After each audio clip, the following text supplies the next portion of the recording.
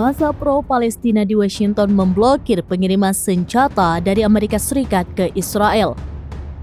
Ratusan pengunjuk rasa itu menghalangi keberangkatan kapal di Pelabuhan Tacoma pada Senin 6 November pagi. Terlihat ratusan massa pro-Palestina memblokade pelabuhan tersebut.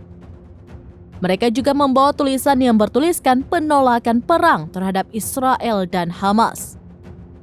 Kerumunan massa itu juga meneriakkan bebaskan Palestina dan keadilan sambil berbaris di dekat pelabuhan.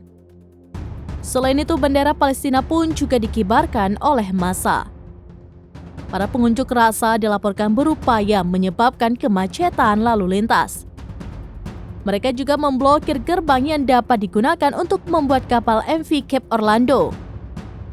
Berdasarkan informasi rahasia, kapal Cape Orlando akan memuat senjata yang ditujukan ke Israel. Sebelumnya, protes yang sama sempat terjadi di Pelabuhan Oakland di California pada Jumat 3 November. Aksi demonstrasi berlangsung di Pelabuhan Oakland, California mulai pagi hingga sore hari. Sejumlah massa nekat menaiki kapal menggunakan tangga tali.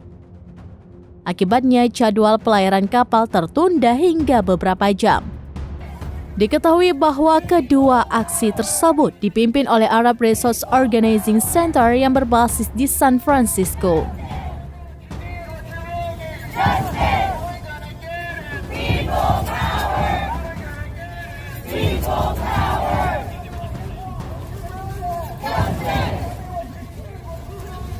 Download Tribun X sekarang, menghadirkan lokal menjadi Indonesia.